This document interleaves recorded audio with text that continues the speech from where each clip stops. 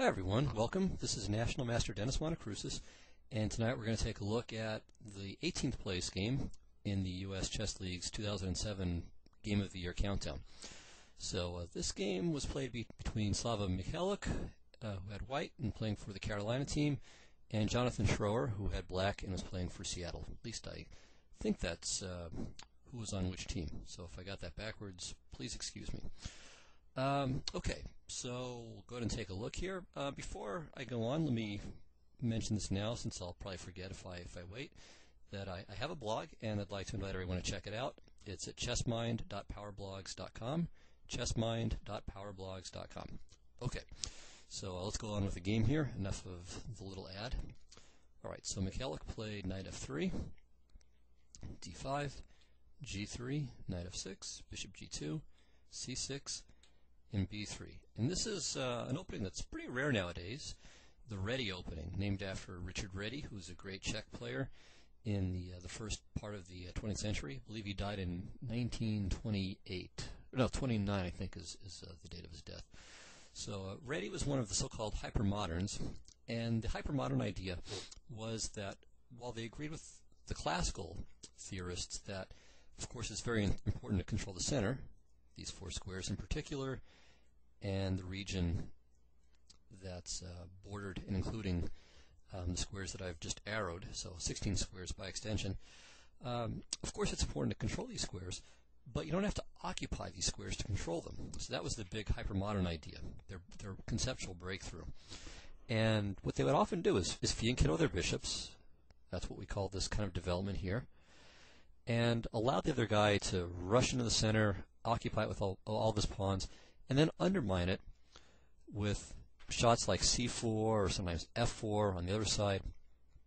And what would often happen, especially in those early games, was that the player that occupied the center would overextend, and their center would just get blown up, and they would lose these horrible games that made for great propaganda for the hypermodern school. So it was a very important breakthrough. Now, nowadays, of course, we realize that you can play both ways. You can occupy the center, you can play this kind of hypermodern strategy, you can play kind of a combination of the two. And alright, so there's no sort of correct way that will always work in every circumstance to try to control the center. But both of these approaches are just standard tools that every good player needs to know about. And how much you can get away with in terms of giving up the center or occupying the center is something that you learn by experience, and it's going to vary from situation to situation. So in any case, as I said, White's idea is to try to attack the center from a distance rather than controlling it by direct occupation. Okay, let me get rid of these arrows here and all the other funny little color, and say something about Black's options in this position. So there are two basic options, and then there's a third choice that Schroer chose, though really this is going to transpose into one of the two. And really one of the fundamental questions here for Black is, what will you do with this bishop on c8? So you don't want to just play e6 and bury it alive. So if you play that, this bishop's going to have a bit of a tough time coming into the game. So generally it either goes to f5 or to g4, and I would say they're about equivalent in value, and it's a matter of taste. So in the bishop to g4 line, sometimes this piece gets kicked around a bit. So for example, bishop to b2, knight b to d7, castles, and here Black has another choice. So he can either swap it off right away with the idea that on bishop to f3 he'll play e5, so there's your central occupation, and he gets rid of his bad bishop. White can play e takes f3. It's an interesting alternative. So that way, if Black does play e5, comes under pressure. So there's the pin, and then he's got to worry about f4, and so that changes up Black's strategy. So instead he's got to play g6 and be a bit more patient. Okay, anyway, that's one idea for Black. Another idea is just to play e6. And you can see both sides consuming their development. And at some point, White is going to try to expand on the king side. So you'll see moves like h3, sometimes g4, usually it's prepared. But he'll look at some point to get this guy going and the e-pawn going. And the bishop black's bishop, his light squared bishop, can often end up under siege. Okay, so for those who want to take care of that, bishop to f5 is another option. So now the bishop won't get kicked around as much. So the idea is, after a few perfunctory developing moves, black plays h6. So the bishop's going to hide back in the corner on h7, and in the process won't be trapped or exchanged off or even victimized for the sake of white's gaining tempi to attack on the king side. Alright, so d3, bishop to e7. You got to be careful if you play bishop to d6, because at some point you may run into something like e4 and e5. So e4 gaining a tempo on the one bishop, and then e5 is a fork. So usually black plays either bishop to c5 or bishop to e7 here. And again, you can have a position like this, and away the game goes. White can sometimes continue with things like queen b2, doubling on the c file, and trying to exchange here. So, very interesting play. Lots of games with this. You can look to your heart's content in the databases and learn a lot more about it that way. Alright, we're going to continue with the game as it took place, and it saw the move a5.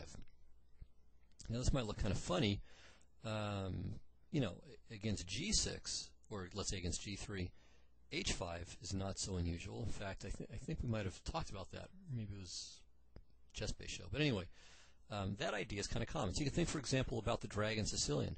So black fianchettos plays g6. This is g6 for those who are not completely hip on their chess notation. Then bishop g7. And white plays h4, h5, and will often try to just mate black in a very direct fashion on the king side. Well, whatever the merits of that plan, it's a very common one. It's a common idea. But a5, well, you know, it's not like white's going to get his queen mated or something over on the queen side. So what's the idea of this? Well, it's to stop white from expanding over there. So white can't play a3 and b4, as an example, not that he's going to. Also, I'd say more to the point, black may at some point just play a4 and swap, and that prevents white from conveniently locating all his pieces over on the queen side. And it's more sort of a waiting move. In some cases, white wants to play a3, and maybe should play a3. So, all right, there's a bit of tension over on the queen side. So black may try to play a4 again at a moment where it's inconvenient for white, and white has to figure out what he'll do against that. Will he just let the pawn sit there? Will he swap it off? And if he wants to play b4 to keep things closed, well, he needs to play a3. Okay, well, white castled here. Black played bishop g4, bishop b2. Here, for example, a4 has been played. And we'll see one possible continuation. Notice that black is just kind of maintaining the tension over there. And then after knight b to d2, plays a3. So this is another very interesting idea. The point being that if the bishop goes back to c1, well, it's no longer on the great diagonal. On the other hand, if it goes to c3, well, it's a bit shaky here. And it also blocks the c-pawn too. So black played the very aggressive and forthright b5. And, you know, he may just chase this poor bishop all the way up the board, b4, c5, and so on. And if nothing else, he's grabbing a lot of space in the process. So white played rook to c1, enabling the bishop to drop back. And, okay, you know, it's a reasonable position, but black has a fair amount of space over on the queen side, and it's doing pretty well. Okay, again, this doesn't happen in our game, so we won't worry about this too much, about these fine points. Black played knight b to d7. Okay, now here, white can play a3. So again, kind of a prophylactic approach. Oops. So that way on a4 he can play b4. Alright, so this occurred in a game between Rustamov and Volkov, two very strong Russian grandmasters. And just to show a few more moves. So again, e4, the idea of playing e5 at some point. And this is just kind of a normal, ready sort of situation here. Black is fine, went on to win the game, but not because of this position. I mean, it took 83 moves before he won. Alright, so d3 happened, e6, and now we're right back into regular ready theory. White could again play a3, played knight b to d2. Black could again play a4, doesn't happen, plays bishop to e7. Again, white could play a3, doesn't, he plays e4, castles. And now finally this whole a-pawn situation gets resolved. White plays a4.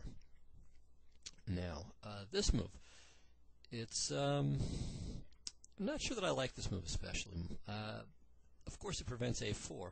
The drawback is that it weakens b4 a bit, especially if White tries to play one of his thematic moves in this kind of formation, which is c4. So here, c4 really weakens b4, and the dark squares in general are all kind of weakened with a continuation like that. So I have my doubts about this move. Okay, Black played knight e8. Now this is the prelude to a very aggressive idea. I mean, there are a lot of things that he can play in this position. So looking in the database, whoops, Black has played d takes e4. That's one thing he's played. He's played queen to b6, which makes sense, putting the queen on a pretty good square and controlling against some of those dark squares, including b4. Black has played the immediate bishop to b4. He's played b5, which comes into contact with the a-pawn, and thereby prevents this rook from really moving sideways, because b takes a4 would create a weakness. Okay, so that's yet another idea. Let me get rid of all of these guys, too. Another move that Black has played is knight c5, and queen c7, queen to b8. So lots of moves have been played here. All right, well, what's so special about Schroer's move? Well, I'm not sure that it's the best move, but as I said, it has a very aggressive idea in mind, and we'll see it next move. So queen to e2, and now f5. So this is very aggressive, and maybe even a bit crazy. Now, the drawback of this move is that he's really weakening some squares on the e-file, especially e5 and e6. All right, but what he wants to do is to be able to open the f-file, or to play f4 and still maybe open the f-file later on. So it's a very, very direct forthright approach. Okay, now one possible line here, not the game, is h3, and then taking. Move like rook f to e1. So trying to exploit the e-file straight away. But it looks as if Black is okay. So here, check, rook f7. Let's say d4, supporting knight to e5. So White looks like he's in really good shape here. Notice that Black can't play knight to c7 because it would hang this bishop on d6. But otherwise that would be a good move. He would get to evict the queen. So probably the best move here for Black, okay, let's say f4 first, and h4. Okay, so now not only is knight to e5 threatened, but knight to g5 is threatened as well. So here, bishop to b4 is good. So notice this highlights the weakening that I mentioned of this b4 square. If White's pawn were on a3 instead of a4, this wouldn't be possible at all. So here, c3 looks right, but now knight to c7. So there's no bishop hanging, so he can, well, the bishop's hanging, but not to the queen. So this is a free tempo for Black. Now bishop to d6. Everything's covered. And he's going to follow up with rook to e7. So something like this could happen. And this position is about equal. Both sides are really kind of cramped in a way. I mean, this bishop on b2 is really stupid. This bishop on g2 isn't much better, because even if the knight on f3 moves out of the way, it's still biting on this d5 pawn. On the other hand, Black's bishop is biting on White's d-pawn, so it's covering these forward squares, and pawn on c3 covers a square, and the bishop on b2 covers a square, and so on. The knights are dominated, again by the pawn on d4 for that knight, and this bishop on f7 can't go to g6 either. So you can see both sides kind of stand badly here in a way. As I said, it's about equal. Okay, so that was just one possibility after f5. All right, in the game, White took immediately, didn't play h3 just yet. E takes d5, rook a to e1. This move looks a little bit funny, but it's probably right. I mean, whichever rook goes to the e-file, the other rook is going to be pretty much out of a job. So he chose rook a to e1. Black played the nice move bishop to b4. So again, this induces c3. Maybe it's not best, but it's at least a plausible move. But doing so shuts in this bishop on b2. So bishop to d6. So notice we can go back to here. Black would like to play bishop to d6, but might as well get a little gain out of it first. So threw in that. Okay, White plays h3, and now d4. So makes the best out of a bad deal with c3. So now what he wants to do is play queen to d3 and then drop this knight in on e5 where it's really well placed. And notice the difference in the pawn structure. White can put a knight on e5 and black can't evict it. He can exchange it, and whether that's good or not will depend on particular circumstances. But black, on the other hand, if he puts a knight on e4, white may be able to play f3 at some point. Okay, not right here, but by the time the black knight gets to e4, that might become a possibility. So that's one of those traditional advantages that white has in a Dutch, for example. The possibility of being able to kick a black knight out of e4 while having the chance to take advantage of the dark squares in the center. Okay, so back to the game. King h8. White continues his plan with queen to d3, and now Schroer plays f4. So he's getting his kingside attack juiced up, while white is trying to keep everything kind of nice and quiet, just about black's positional weaknesses. So knight to e5, knight c7, knight d to f3, shoring up the knight. Black plays knight to f6. So now that white's knight is on f3, he doesn't have anything. He no longer has the possibility of playing, excuse me, f3 to evict a black knight. So both sides have their trumps here. White plays g4. This chases the bishop back to a relatively bad square. Well, not relatively bad. It just is a bad square. Bishop to e8, and it also keeps the f-file closed. On the other hand, whenever you're pushing pawns around your king, it's a good idea to just keep in mind pawns don't go backward. And even if you're safe for the moment with a structure like this, it doesn't mean that you're always going to be safe. So, you know, it's a trade-off issue. White does have probably a slight advantage in this position, and his kingside is safe at the moment, but it's a bit loose. So it's a long-term danger at any rate, if not a weakness. Okay, now white plays c4, and this is a bit provocative, really. I mean, white wants to play c5, and thereby either force black to make this exchange, or to let his bishop go back to an even worse square, an even less impressive square. All right, the drawback of c4 is that it gives up the b4 square once again. Now, this is a very interesting position, actually. Black has a few interesting moves. I'll just mention one, though. It's knight to e4. So knight to e4 is quite a thematic move, and we'll see how this works. So c5 takes, and now if white plays knight takes e5, which is, again, strategically what he'd like to play, because that knight is just so beautiful there. Okay, now black can play queen to h4, and the play becomes pretty sharp. So I think white can maintain an advantage, though, but it's interesting, and it certainly gives us, I would say, at least a glimpse of a bit of foreshadowing into what's to come. So bishop takes, pawn takes, rook takes, knight e6. Now this knight's ready to come to g5. Maybe the pawn goes to f3, and all of a sudden, remember what I said about playing a move like h3 and g4? White's king is starting to look a little bit abandoned, a little bit forlorn. So it turns out that he can't defend, but it's getting close. So rook e2. Okay, now if f3, f3 just knight takes f3. Yeah, because the queen's under attack. Let me just put it on the board. f3, knight takes f3, and because white's hitting the queen and the rook, he has time for this. Though I should be a little bit careful, because queen takes h3. You can't do this because queen takes g4 and then queen takes the rook. But white plays knight to e5, and this seems to cover everything. So maybe there's can't win the knight, but the queen's protected, the pawn's protected, the queen's ready to swing over to g3 if need be, and hey, he's still a pawn up and not in mortal danger. So it's a bit tricky, could be a bit dangerous, but I think he's got everything covered. Also, if black tries to move like queen to h6, maybe bishop to c1 will hold it together, so keeping the knight off of f4. Alright, so that's one idea. And if black plays knight to g5, then f3.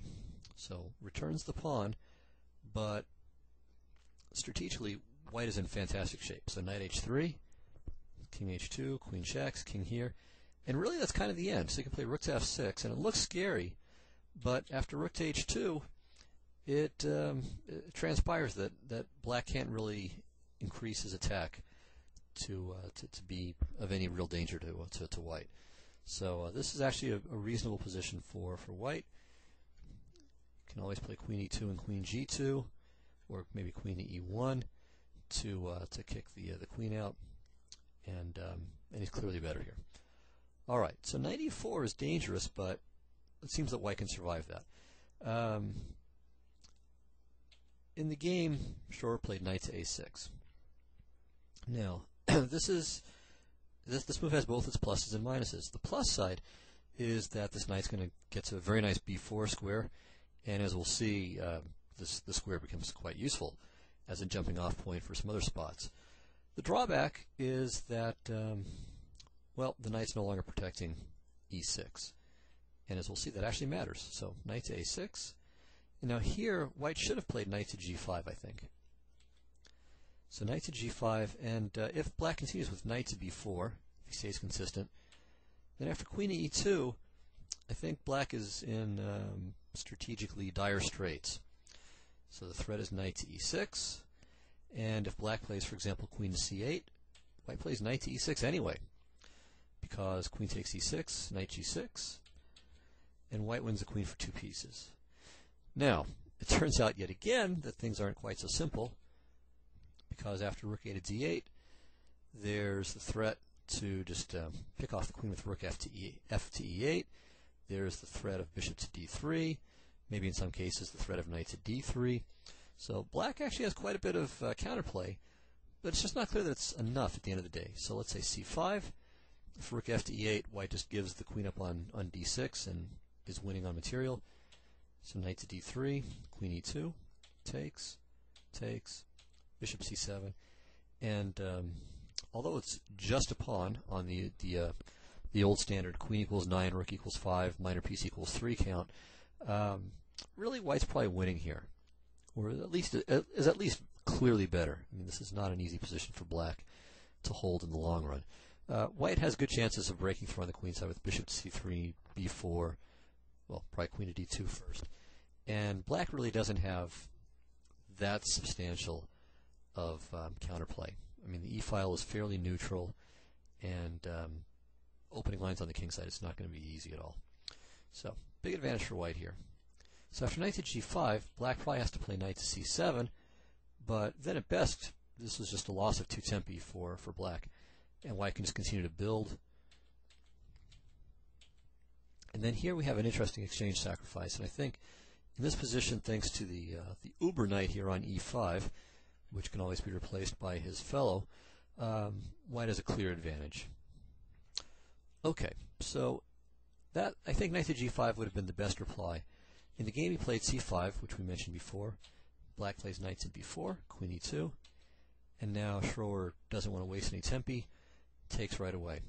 Now here I think, again, white should have played knight takes e5, but d takes e5 is quite a tempting move for a couple of reasons, maybe 3 reasons actually. So one is you've now got this passed pawn, it's ready to roll. Secondly, this bishop on b2, which looked like the dumbest piece in the world just a few moves ago, right? So a position like here, this bishop looks like an idiot piece. All of a sudden, after d takes e5, this guy could become a superhero after all. And a third benefit to this move is that maybe this knight comes to d4, and from there it hits e6 and f5, both squares looking quite attractive. So this seems pretty plausible, but as we'll see, it's maybe not the best move. Okay, black played knight to e4, great square for the knight. White played knight to d4. So continuing with his plan, and again, hitting e6, hitting f5, threatens maybe bishop takes e4. So it looks like everything is really under control for white. Okay, but it turns out that it's right around here really that things just go out of control, become completely chaotic. All right, now a normal move would be something like knight takes c5, grabbing a pawn, saving the knight from the double capture on e4, and covering the e6 square. So what more could you possibly want? All right, e6, rook g8, bishop c3. It looks like it's a funny move, but the point is just to get out of the way of this fork. Okay, so bishop to c3, bishop g6, e7, queen e5, and this is just a very, very unclear position. So white's down a pawn, but he's got the bishop here, and this bishop on c3, again, could quite easily become a monster. I mean, so there are ideas like h5 and h6, rook to g5, knight f5. You can just see, looks very promising for white over there. Now h6 is going to slow down a lot of that, but still, there is a very good chance for white to muster some serious pressure against g7. And the pawn on e7 is quite good too. All right. So that would have been the normal move. Knight takes c5. But instead, Schroer becomes an attacking superhero here and plays bishop to g6. Well, this covers the e4 knight. It puts the bishop back on a good square. The only thing is, it allows knight to e6. And it at least doesn't seem at first like this should be enough for black, but stick around. Queen h4, knight f8, rook f8. And now all of a sudden, if we start to look at this position, things are not so clear at all. So what does black have on the agenda here? Well, one very obvious move is to play knight to g5. It's not his turn, but if it were his turn, to play knight to g5. So that threatens knight takes h3. It threatens f3. It threatens bishop to d3. And it also maybe threatens knight to d3 or knight to c2. So all kinds of stuff now is coming available for black. And so again, there's f3, there's knight to g5, perhaps both moves, depending on the move order. And white has to be pretty careful. I mean, if he tries, let's say, bishop to f3 to blockade, he just hangs that pawn, hangs the h-pawn. If he plays the pawn to f3, well, knight to g3 is a fork, regaining the exchange, for starters. What else can he play? If he plays queen f3, then knight to d2 is yet another fork. So it transpires, as I used that term earlier, it turns out that it's quite a difficult position for white to keep his material while simultaneously preventing black's main attacking ideas from coming to pass. Now, the best move here is, in fact, the move that Michalik played. He played e6. So this is very good. It opens this long diagonal, and we'll see there are some neat tactics involving the bishop. And just pushing this e-pawn will either deflect the queen, or, especially if the knight's on g5, blocking the queen's path, it forces the rook away from the f-file and the support of the advance f3. So e6 is quite a good move. And now here we have, I would say, a pretty critical position. Now, the move that was played in the game, f3, is very natural, and it worked out all right. But maybe the best move is this retreat with queen to e7. So it seems kind of disappointing for black to drop his queen back just to handle this pawn. But he does have very good compensation. And after he does regain the pawn, remember, he's only down a pawn for the, or he's got a piece and a pawn for the exchange, which is a pretty minimal material disadvantage. So given how active his pieces are, it may be worth taking that little bit of time out to round up the pawn first before returning to the attack. Okay, so here's a possible continuation. Takes, now queen to c4, trying to hold on to the pawn. Knight to d3, forking the bishop on b2 and the rook on e1. So rook e2 is natural. Now f3, rook d2, and now queen to h4. And all of a sudden the position looks critical for white. I mean, what is he going to do about the threat of queen takes h3? And in fact, I would encourage you to stop the recording at this point and see if you can figure out how white can defend himself against this threat. So the variation is pretty nice, long, and requires some good calculation on your part. So good luck, and come back when you're ready. Okay, so here's how white is going to hold his life together here. So first he's got to play rook takes d3. Alright, now, if e takes d3, queen to d4, threatening mate on g7, so black should play rook to g8, and now king h2. So that's actually pretty simple. This isn't a very complicated line, and white's a little bit better here. The really wild line is after rook takes d3, if black plays queen takes h3. So now we're just threatening the mate right away. Who needs the rook if you're going to get the king? Alright, so white's got to play bishop takes g7 check, king takes, rook to d7 check. Now the king can't go back to h8 because queen to d4 check is going to result in queen to g7 mate a move or two later. So the king's got to go out for a little journey here. King to f6, queen d4, king g5, queen e5, now rook f5.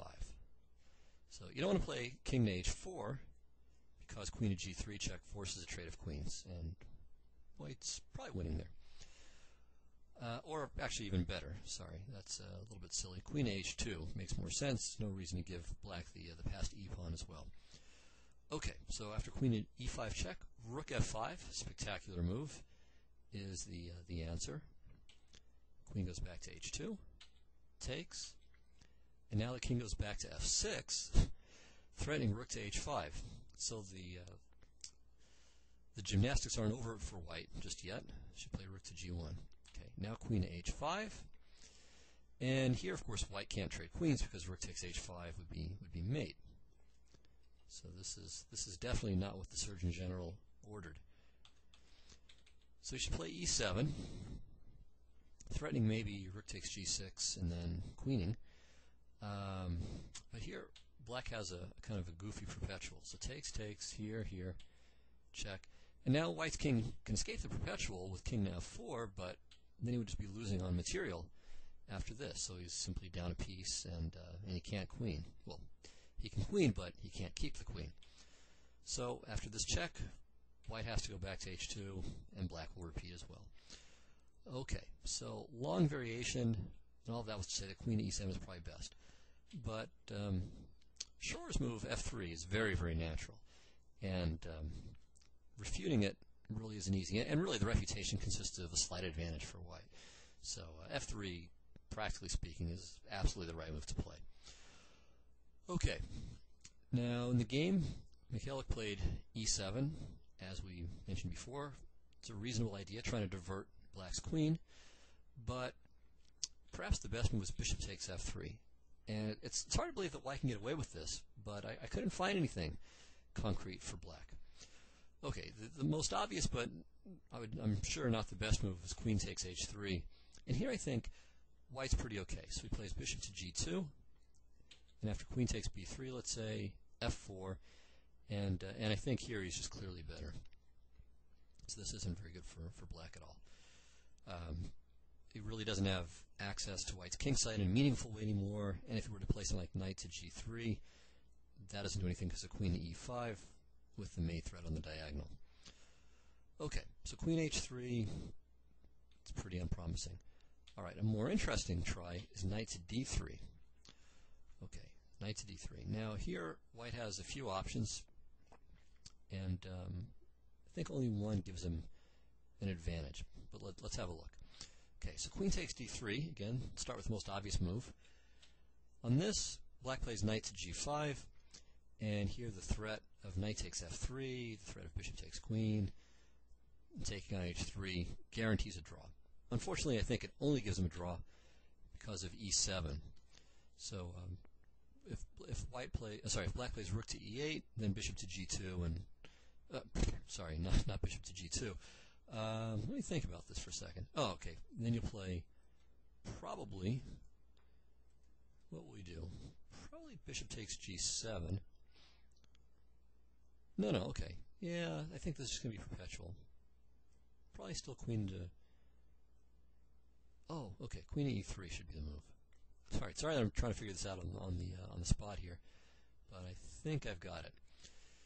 Yeah, so knight takes h3, king g2, and there's no follow-up. Maybe rook takes e7 could work. So the idea would be that if queen takes, then knight to f4 gives perpetual, except that it doesn't, because king here, knight check, king here, No, no, okay, yeah, it's still perpetual because you can block that. All right. However, I think white has a better move. After rook takes e7, instead of queen takes e7, bishop takes g7 might be the recommended idea. All right, so the idea is rook takes g7 gives white time for a move like rook to h1. That's winning. Or if king takes, then queen takes e7 is obviously completely fatal. But maybe black can just play king to g8. And queen takes e7 is again perpetual, as we saw a moment ago. Yep. Okay, so looks like that's even a draw too. All right, but in any case, instead of rook to e8, black can just get the immediate draw with knight h3, king g2, or king wherever, knight f4, and so on. All right, so queen to d3, whatever it is, it's certainly not a winning try for white. Second try, e7 straight away. All right, so rook to e8. Now queen takes d3, knight to g5. Oh, yeah, what do you know? This is, yeah, I just calculated out this line just by transposition of moves. All right, good for me. I figured out something I'd already figured out. Yeah, and here king to g8 is forced, takes, and perpetual check. All right, that was kind of amusing. Okay, now here's the third try, and this is actually a useful idea to keep in mind. Sometimes you'll see a combination where there are 3 moves or 2 moves that have to be played, and you see that it doesn't work via one particular move order. Sometimes you should think, well, what if I invert the order of the moves? So let's see what happens on bishop takes g7 check straight away. Okay, so again we've got the same 2 choices. King takes the bishop or king to g8. So we'll start with king to g8. Well, here bishop takes, knight f4, queen e3, and of course the f4 square is covered, so black doesn't have that perpetual mechanism. If he tries knight to g5 to sort of over protect f4, then white plays bishop to g2. Everything's covered, white wins. So after bishop takes g7 check, black should just grab the bishop and hope for the best. Unfortunately, it's not good enough, so queen takes now, knight to g5, queen c3 check, very useful tempo move. Bishop goes back to g2, h3 is adequately covered, and if bishop to e4, rook e3. So white's pieces on the third rank take care of f3 and h3, and since he's an entire rook ahead here, actually a rook and, sorry, not a whole rook, but a rook and how many pawns? Rook and a couple of pawns for a piece, so very big material advantage, and it's certainly decisive since black has no real way to strengthen his attack. So what this all means is that knight to d3, as flashy and attractive as it appears, isn't good enough. So knight to g5 would be the best move. And now bishop to g2, now knight to d3. Again, bishop to d3 can be met by queen to e5, or maybe e7 and then queen to e5. So knight to d3, this hits the bishop, hits the rook, hits f4, and keeps white's queen off of the e5 square. So pretty useful move. Okay, e7, rook e8, and now queen e3 is interesting. This might be the best move, but king h2 is my main line. And now another couple of choices for black here. All right, if he tries bishop to e4, trying to really screw in some piece somewhere onto the f3 square, and also threatening knight to f4. Right, so he's really trying to get control over f3, h3, and f4 with this move, and blocking the e file, so he might be able to take on e7. So it looks nice, but after f4, it's working out pretty well for white. So first of all, by getting rid of this knight, h3 becomes a safer spot. Secondly, if the knight moves away, he can take on e4 if he wants. Third, by pushing the pawn up, now the rook covers f4, and the rook covers f3. So white is in fine shape here. So takes, knight e4. If he plays knight to e, takes e1, this doesn't quite work out. F takes g5, and black can take the queen, but white gets something bigger. Kind of unfortunate, but shows you the value of that pawn on e7. Okay, so probably the best is knight to e4, but still, rook e3, takes, queen d4. And white's up the exchange here, a full exchange. Black has a little compensation, but it's not enough. I mean, white's clearly better, much better. All right, so that was what happens on bishop to e4 here. Okay, if instead black just grabs the rook right away, this is probably best, and I think it ends in a position where white still has a nice edge, but black is at least still alive. So white's probably somewhere between slightly better and clearly better. He's got the bishop pair. The bishop on e5 is especially strong. His king is safe, probably safer than black's king, but his queenside pawns are a bit weak, and the bishop on g2 is underemployed at the moment. So it's not a huge advantage, but it's nice. It's not a position that black should voluntarily enter, let's say, from the start of the game. All right, but this requires an awful lot of accurate moves, and so it's understandable that after f3, especially in time pressure, there's no way that white was going to wend his way towards all of that. So he played e7. Logical move. Black's queen retreated. Bishop takes f3. And now queen takes c5. And this is a bit of a surprising move at first, because we saw how many things that the queen was doing on h4, and so it'd be pretty natural to just return her to that square. But I think Schroer made the right choice, and it was a nice example of mental flexibility. So of course it grabs the pawn, but it still took a nice jump, a nice leap of creative thinking there from Schroer to make the decision to take the queen away from the king side. Now, once we look at it, we see that it's actually a pretty good move. So there's some pressure on f2. More directly, there's the threat of knight to g3, taking advantage of the pin and winning the exchange back. And again, just winning the material does have its value too. All the same, I think white would have been a little bit better after takes and then queen to e3. So, both sides, we have a situation with opposite color bishops. Now, the significance of that is that in a situation where the players are attacking, it's often really wonderful to have opposite color bishops, because it means, in effect, that you've got an extra piece. The other side's bishop can't do anything to combat your bishop. Now, both sides have some attacking prospects here, but I think white can neutralize black's by playing f3. So after the queen retreats, f3 is coming. Of course, black could play queen to d6.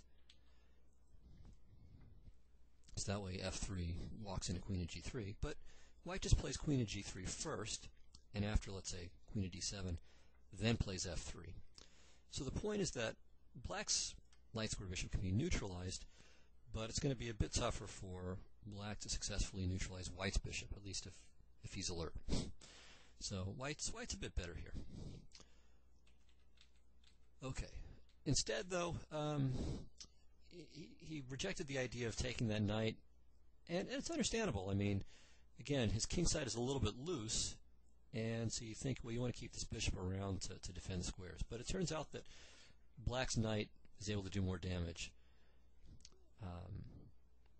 as we'll see. So, okay, he played the move h4. Now, this is a bit frisky here, but the idea is to play h5 and h6. But it's a bit of a luxury for white to make a move like that when black has so many beautifully placed pieces, so active and so threatening, really. All right, now the right move here is, in fact, the move that Schroer played. It's very nice, knight to d3. So let's look at all the things that this does. It attacks the bishop. Of course, it's already defended, but still, it does attack it.